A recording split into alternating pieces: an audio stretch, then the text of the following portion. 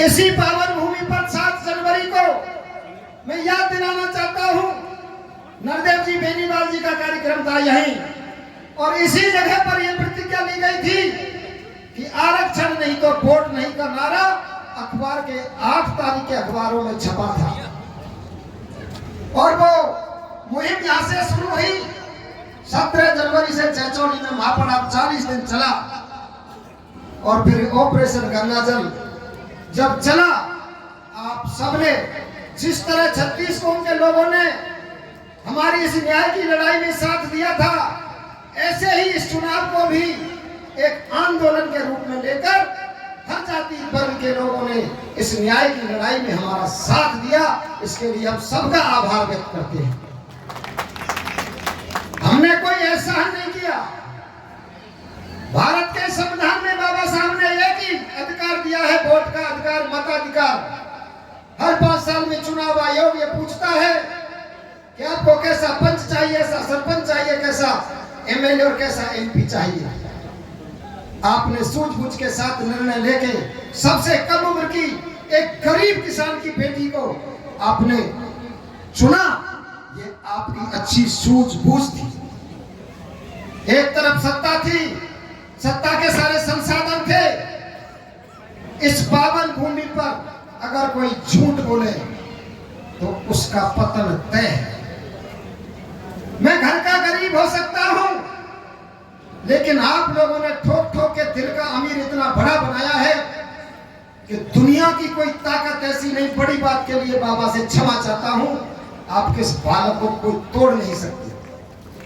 अगर मेरी रगों में थोड़ा भी कोई खून में मिलावट होती तो भारतीय जनता पार्टी ने 5 करोड़ रुपया और कैबिनेट मंत्री का मुझे ऑफर किया था। अगर मेरे खून में गद्दारी होती तो मैं भी घर बैठ जाता। लेकिन मेरी एक ही शर्त थी, केंद्र में आरक्षण चाहिए, उसके अलावा हमें कोई समझौता मंजूर नहीं। बेटी संजना बैठी है जैचौली में, जब इनका हमने समर्थन किया, पूरी संघर्ष समिति के सदस्य थे, तो एक ही शर्त इनके बीच में रखी थी कि बेटी मेहनत तो हम करेंगे, कर्म ईश्वर के हाथ है, फैसला जनता करेगी, फल तो वही देगा, हम कर्म कर सकते हैं। अगर आपको मालिक सफलता दे तो हमारी बच्चों के भविष्य की जो बात है, इसकी आप सदन में पुरजोर तरीके से वकालत करना। पूर्व में रंजीता कोहली जब सांसद थी, 5 साल सदन चला, लेकिन एक भी बार हमारी बात को नहीं उठाया गया। उससे पहले और भी सांसद बहुत रहे। हम धन्यवाद देते हैं भाई रतन सिंह जी को। 2013 में सोनिया गांधी जी के पैर पकड़ के हमको आरक्षण दिलवाया था।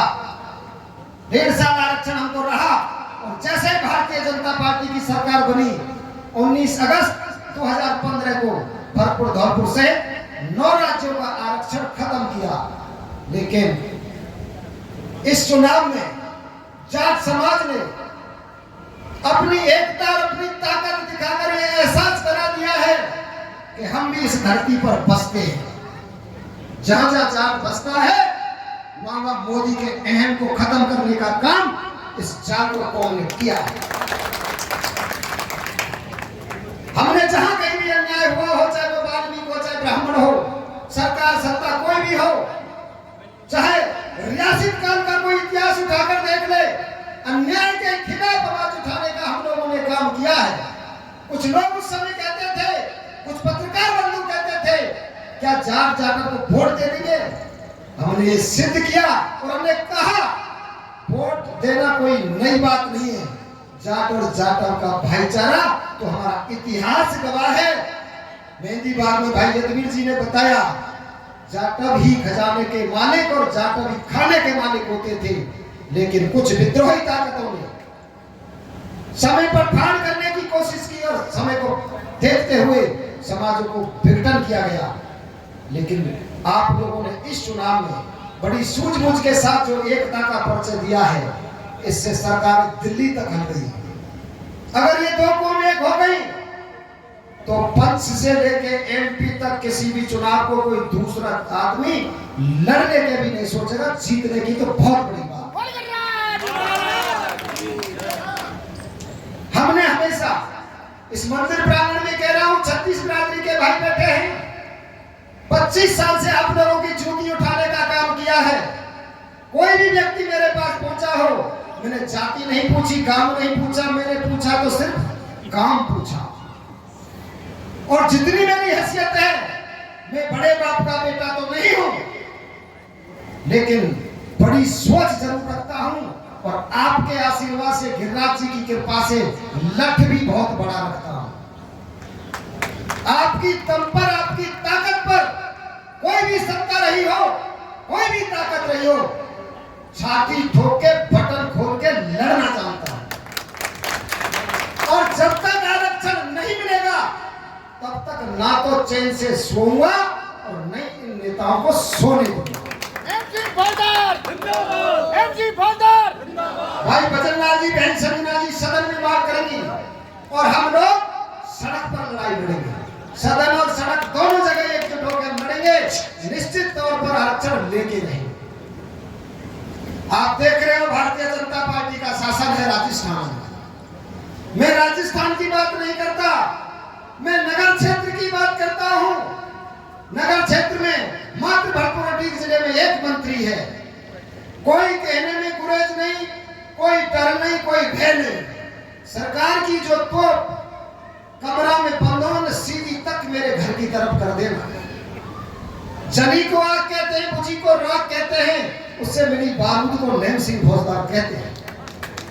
आज इतना बड़ा भ्रष्टाचार, चाहे बिजली विभाग में दलाल बैठा रखे, थाने में दलाल बैठा रखे, एक इकलौता थाना या जलूथर ऐसा है जिसके अंदर किसी दलाल की नहीं चलती।